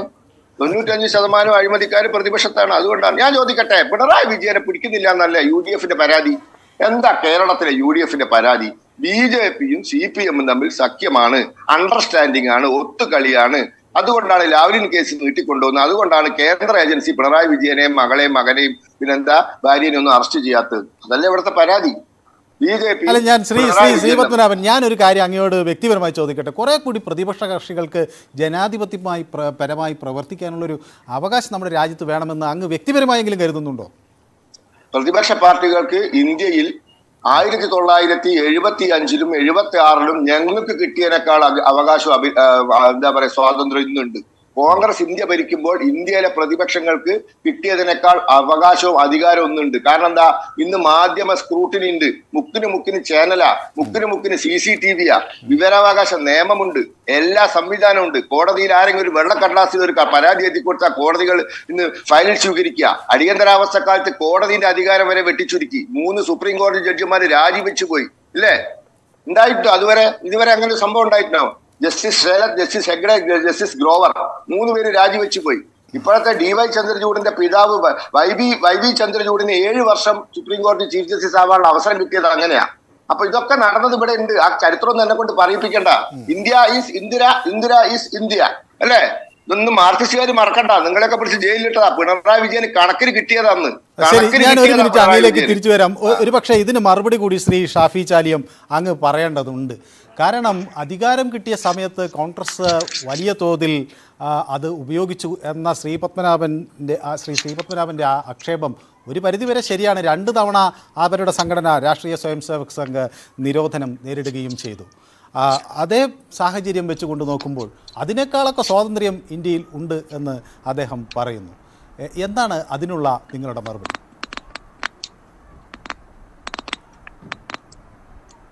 അങ്ങയുടെ ഈ ചോദ്യത്തിന് ഞാൻ മറുപടി പറയാം. അതിനു മുമ്പ് ശ്രീ പത്മനാഭൻ ഇവിടെ ഉന്നയിച്ച കാര്യങ്ങൾ അദ്ദേഹം പ്രേക്ഷകരെ തെറ്റിദ്ധരിപ്പിക്കുകയാണ്. ഞാൻ ഒരു ജഡ്ജിയുടെയും തന്തക്ക് വിളിച്ചിട്ടില്ല. ഞാൻ പറഞ്ഞത് ഗുജറാത്തിലെ ചില കോടതികളിൽ നിന്ന് വരുന്ന വിധികൾ കാണുമ്പോൾ ഇവർ IPCയും CRPCയും ഇന്ത്യൻ കോൺസ്റ്റിറ്റ്യൂഷനും ആണോ ഇവർ റെഫർ ചെയ്യുന്നത് വിധിക്കായിട്ട്, അതല്ല മറ്റു വല്ലതുമാണോ എന്ന് ഏതൊരു ഇന്ത്യക്കാരനും തോന്നിപ്പോകുന്നതാണ്. ഞാൻ ഒരു വിധിയെ, പശുക്കടത്തുമായി ബന്ധപ്പെട്ട വിധിയെക്കുറിച്ച് പറഞ്ഞു. വളരെ പുച്ഛിച്ചും പരിഹസിച്ചുമാണ് ശ്രീ പത്മനാഭൻ എന്ന അദ്ദേഹം അതിനെ കാണുന്നത്. ഞാൻ അതിന്റെ ഫുള്ള് ജഡ്ജ്മെന്റ് നിങ്ങളെ ന്യൂസ് 80 ചാനലിൽ നിന്ന് ഈ ചർച്ച കഴിഞ്ഞാൽ 1 മണിക്കൂറിനുള്ളിൽ ഞാൻ എത്തിച്ചേരാം. ഒന്ന് അഭിഭാഷകൻ കൂടിയ അദ്ദേഹത്തിന് കൊടുക്കണം. എന്നിട്ട് രാത്രി അദ്ദേഹം അത് വായിച്ചു കഴിഞ്ഞ ശേഷം ഞാൻ പറഞ്ഞു ശരിയാണോ എന്നുള്ളത് നമുക്കൊന്ന് ഫാക്ട് ചെക്ക് ചെയ്യാം. ഇനി നിങ്ങളുടെ ചോദ്യത്തിലേക്ക് വരാം. നിങ്ങളുടെ ചോദ്യത്തിൽ കോൺഗ്രസ് അധികാരം കിട്ടിയപ്പോൾ അതൊക്കെ ദുർവിനിയോഗം വ്യാപകമായി നടത്തിയ പാർട്ടിയാണെന്നല്ല ആക്ഷേപം. ഞാൻ ചോദിക്കട്ടെ, ഈ രാജ്യത്തിന് സ്വാതന്ത്ര്യം നേടുന്ന സമയത്ത് ഇന്ത്യൻ പാർലമെന്റിൽ കോൺഗ്രസ് മഹാഭൂരിപക്ഷ, നെഹ്റുവിനും അന്ന് കോൺഗ്രസിനെ നയിക്കുന്നവർക്കും ഈ രാജ്യത്തിന്റെ പ്രാഥമിക നിയമനിർമ്മാണ സംവിധാനങ്ങൾ ഉണ്ടാക്കുന്നു, ഭരണഘടന ഉണ്ടാക്കുന്നു. ഈ സമയത്ത് അവർക്ക് എന്ത് അധികാരവും ഇന്ത്യൻ ഭരണഘടനയിൽ കൊണ്ടുവരാമായിരുന്നു. വേണമെങ്കിൽ ഒരു 25 കൊല്ലമാണ് ഒരു ഗവൺമെന്റിന്റെ കാലാവധി എന്ന് എഴുതി വെച്ചിരുന്നുവെങ്കിൽ, ഒരു 50 കൊല്ലമാണെന്ന് എഴുതി വെച്ചിരുന്നുവെങ്കിൽ അതായിരിക്കും നമ്മുടെ രാജ്യം ഫോളോ ചെയ്യുക. നിങ്ങൾ മനസ്സിലാക്കാൻ 5 കൊല്ലം കൂടുമ്പോൾ തെരഞ്ഞെടുപ്പ് നടത്തി എന്താണ് അങ്ങനെയാണ് ഇവിടുത്തെ ഭരണകൂടങ്ങൾ ഉണ്ടാകേണ്ടതെന്ന് എഴുതി വെച്ചൊരു പാർട്ടിയാണ് കോൺഗ്രസ്. മറ്റു രാജ്യങ്ങളൊക്കെ നോക്കൂ നിങ്ങൾ, ഒരുപാട് രാജ്യങ്ങളില്ലേ ഈ കമ്മ്യൂണിസ്റ്റ് രാജ്യം എന്ന് പറഞ്ഞു, അവരൊക്കെ എത്ര 50-45 കൊല്ലം ആ സ്ഥാനത്തിരിക്കുക, കണ്ണ് കാണൂല. പെൻഷൻ പ്രായം കഴിഞ്ഞിട്ട് പോലും ഭരണഘടന അമെൻമെന്റ് ചെയ്ത് ഇപ്പൊ ചൈനയിലൊക്കെ വീണ്ടും നീട്ടിക്കൊടുക്കുകയാണ്. ഓരോരുത്തരും മരിച്ചു കഴിഞ്ഞാൽ അവരുടെ അനന്തരവന്മാർ വരികയാണ്.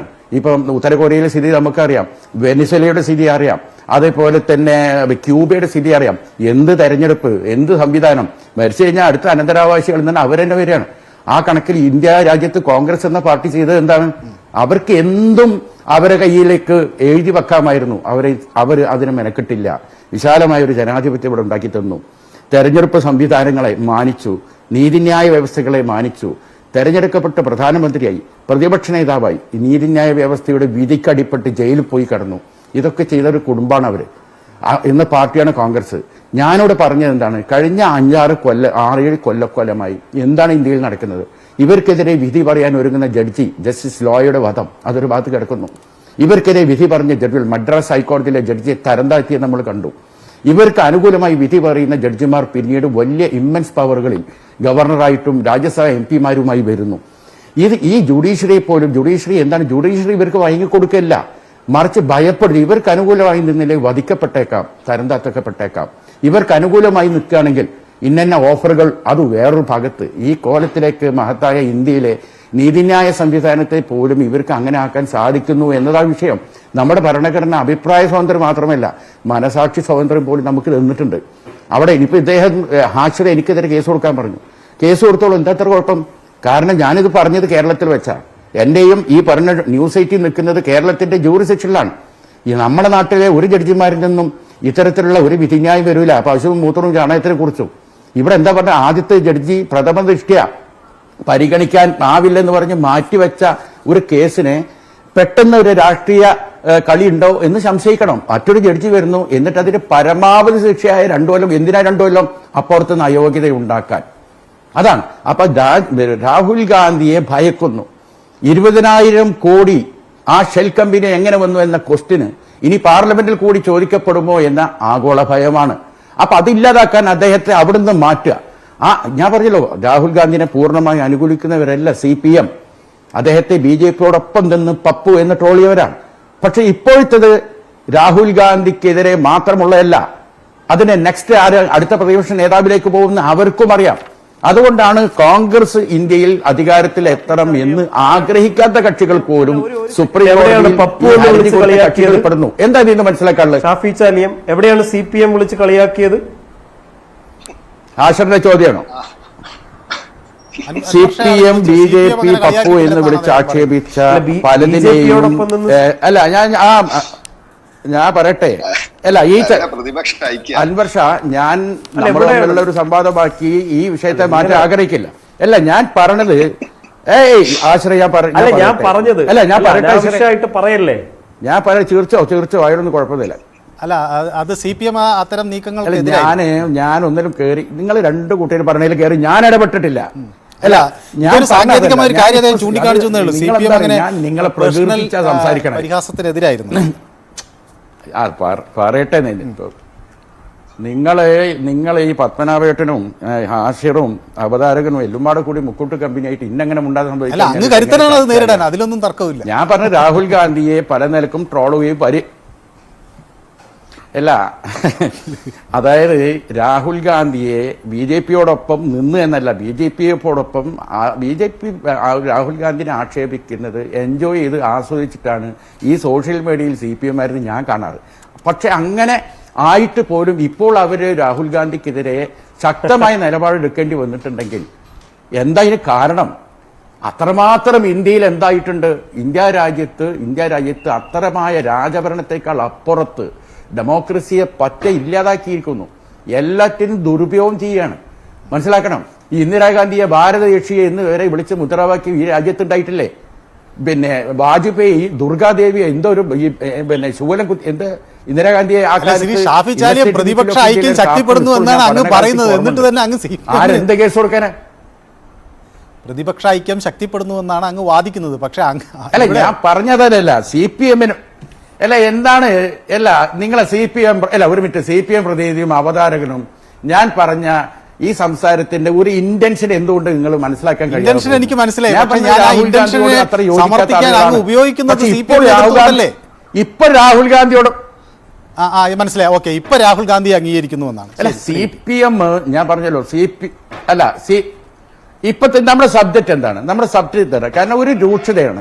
നമ്മളെ സംബന്ധിച്ചിടത്തോളം ഒരു രണ്ട് രോഗികൾ നിൽക്കുന്നു, ഒന്ന് വയറിളക്കം പിടിച്ചവനും ഒന്ന് പിന്നെ ഹാർട്ട് അറ്റാക്ക് ആയവനും. ആരാണ് ആദ്യം ആസ്പത്രി കൊണ്ടുപോകേണ്ടത് എന്നൊരു ചോദ്യം വന്നാൽ അവിടെ സ്വാഭാവികമായിട്ടും അറ്റാക്ക് ഉള്ളവരെ കൊണ്ടുപോകേണ്ട. അതേപോലെ ഇപ്പം നമ്മുടെ മുമ്പുള്ള വിഷയം രാഹുൽ ഗാന്ധിയെ ആക്രമിച്ചുകൊണ്ട് പിന്നെ നരേന്ദ്രമോദി തുടങ്ങി വെച്ച മറ്റൊരു ഭീകര സ്റ്റെപ്പാണ്.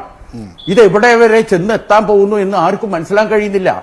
എല്ലാ മേഖല മിണ്ടാൻ പാടില്ല, ഒരാൾ ഒരു അക്ഷരം പറയാം, എല്ലാത്തിനും കുരുക്കിയിടുകയാണ്. എന്നാൽ ഇവരെ കുറെ ആളുകൾ ഇപ്പൊ ഖുഷ്ബുവിന്റെ പുറത്തു വന്നിരിക്കുന്നത് മനസ്സിലാക്കണം. എന്നിവരെ മുണ്ടെന്നോ അതിനെക്കുറിച്ച് ഖുഷ്ബുവിന്റെ അന്നത്തെ കമന്റിനെ കുറിച്ചിട്ട് ഒരു കേസ് കൊടുക്കാൻ തയ്യാറുണ്ടോ? ഇപ്പൊ എനിക്കെതിരെ കേസ് കൊടുക്കുന്നതാണ്. ഈ ഖുഷ്ബുവിനെതിരെ ആദ്യം തൊട്ട അപ്പുറല്ലേ എന്താ പറഞ്ഞത്? രാഹുൽ ഗാന്ധി പറഞ്ഞതിനെക്കാട്ട് അപ്പുറ പറഞ്ഞത്. പിന്നെ ഇവരുടെയൊക്കെ ആളുകളുടെ ഭാഷ എന്താ? ഇപ്പൊ മുസ്ലിങ്ങളെ ജിഹാദികൾ എന്നാ വിളിക്കാറ്. ഞങ്ങൾ ആരെ കേസ് കൊടുക്കാൻ പോയിട്ടുണ്ടോ? എന്ത് ചെയ്യാനാണ് അത്? ആ വിളി കേൾക്കുന്നല്ല വേറെന്താ? ഒരു സെക്കൻഡ് സമയം നമുക്ക് ഈ വിഷയത്തിൽ ഇന്ത്യ രാജ്യത്ത് ശ്രീ സിബി സത്യൻ തീർച്ചയായിട്ടും ആ സുഹൃത്തിനെ ഞാനും കേട്ടില്ല.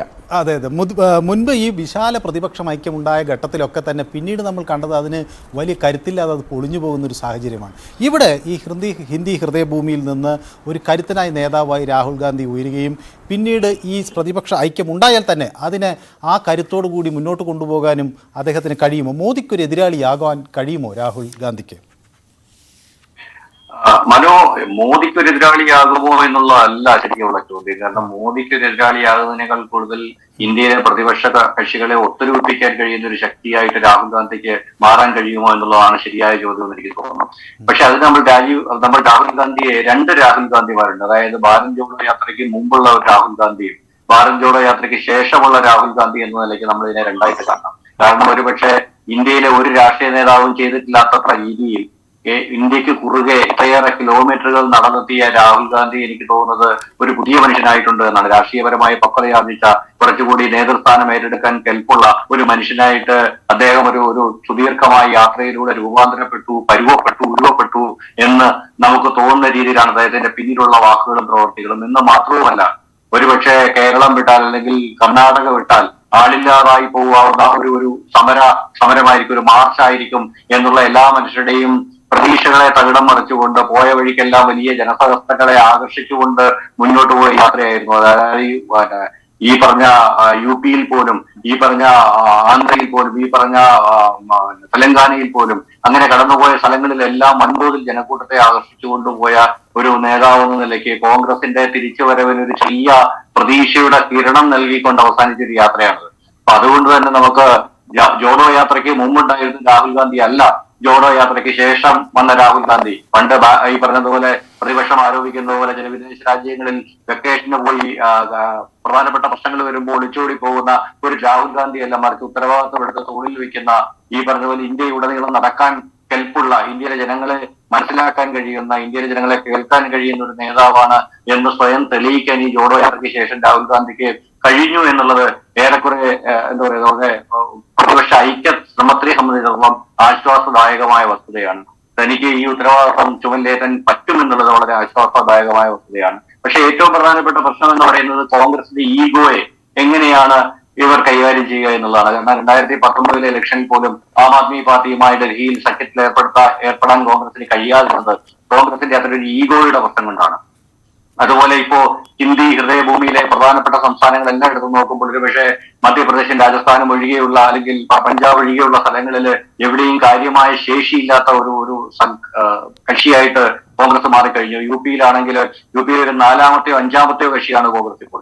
ബീഹാറിലാണെങ്കിൽ 3-മത്തെയോ 4-മത്തെയോ കക്ഷിയാണ് കോൺഗ്രസ് ഇപ്പോൾ. അപ്പൊ തങ്ങളുടെ ദൗർബല്യങ്ങൾ ഉൾക്കൊണ്ടിട്ട് മറ്റ് പ്രധാനപ്പെട്ട കക്ഷികളുമായി സഖ്യം ചെയ്ത് മുന്നോട്ട് പോകാൻ സാധിച്ചു കഴിഞ്ഞാൽ ഒരു പരിധി വരെ ചിലപ്പോൾ ഒരു പ്രതിപക്ഷ ഐക്യം സാധ്യമായേക്കാം. പക്ഷെ ഈ പറഞ്ഞ പ്രതിപക്ഷ ഐക്യം എന്ന് പറയുമ്പോൾ നമ്മൾ ആ മറ്റ് പ്രതിപക്ഷ കക്ഷികൾ, അതായത് അഖിലേഷ് യാദവ് ആയാലും ഒരു മമതാ ബാനർജി ആയാലും നിതീഷ് കുമാർ ആയാലും ഒക്കെ സ്വന്തമായിട്ട് വളരെ ശക്തമായ രാഷ്ട്രീയ മോഹങ്ങൾ തീർന്ന മനുഷ്യരാണ്. അപ്പൊ ഇവരെല്ലാം ഈ പറഞ്ഞതുപോലെ ഈ ഒരു തക്കം കിട്ടിയാൽ ഈ കോൺഗ്രസിനെ പോലെ പ്രധാന പാർട്ടി വന്നില്ലെങ്കിൽ തങ്ങൾക്കൊക്കെയും പ്രധാനമന്ത്രി പദത്തിലേക്ക് ഒരു അവസരം ബാക്കി കിടപ്പുണ്ട്, ദേവഗൌഡയെ പോലെ, IK ഗുജറാളിനെ പോലെ അല്ലെങ്കിൽ ചന്ദ്രശേഖരെ പോലെ എന്ന് വിശ്വസിക്കുന്ന ആൾക്കാരാണ്. അപ്പൊ അവരുടെ എല്ലാം ആഗ്രഹങ്ങൾ ഈ പറഞ്ഞ പോലെ ഐക്യവും ഒക്കെ ഒരേ ലെവലിൽ വന്നെങ്കിൽ മാത്രമേ, ഒരേ നിരയിൽ വന്നെങ്കിൽ മാത്രമേ ഈ പറഞ്ഞതുപോലുള്ള പ്രതിപക്ഷ ഐക്യം എന്ന് പറയുന്നത് സാധ്യമാകും. അതിനകത്ത് ഒരുപാട് കടമ്പകളുണ്ട്. നമ്മൾ കാണുന്ന പോലെയല്ല, ഒരു കൂട്ടം ഞണ്ടുകളെ പിടിച്ച് ഒരു പാത്രത്തിൽ ഇടുന്നത് പോലെ തന്നെയാണ് ഒരാളും രക്ഷപ്പെടാൻ മറ്റു ഞണ്ടുകൾ സമ്മതിക്കില്ല എന്ന് പറയുന്ന പോലുള്ള സമാനമായ സിറ്റുവേഷനാണ് ഈ പ്രതിപക്ഷ ഐക്യം എന്ന് പറയുന്ന ബാസ്കറ്റിൽ നമ്മൾ കാണുന്നത്. അപ്പൊ അതിനെ എങ്ങനെ മറികടക്കാൻ? ഏതായാലും ഈ ചർച്ച കുറെ കൂടി തുടരേണ്ടതുണ്ട്. പക്ഷേ സമയം പരിമിതി എന്ന ഒരൊറ്റ പ്രശ്നം കൊണ്ട് ഇത് തൽക്കാലം നമുക്ക് അവസാനിപ്പിക്കേണ്ടതുണ്ട്. 2024 പാർലമെന്റ് തെരഞ്ഞെടുപ്പിലേക്ക് രാജ്യം നീങ്ങുമ്പോൾ BJPയെ നേരിടാനുള്ള പ്രതിപക്ഷ നിര കരുത്താർജിക്കുന്നുവോ എന്നായിരുന്നു സൺഡേ ഡിബേറ്റ് ചർച്ച ചെയ്തത്. എന്നോടൊപ്പം പങ്കെടുത്ത എല്ലാ അതിഥികൾക്കും നന്ദി. സൺഡേ ഡിബേറ്റ് പൂർണ്ണമാകുന്നു. നന്ദി.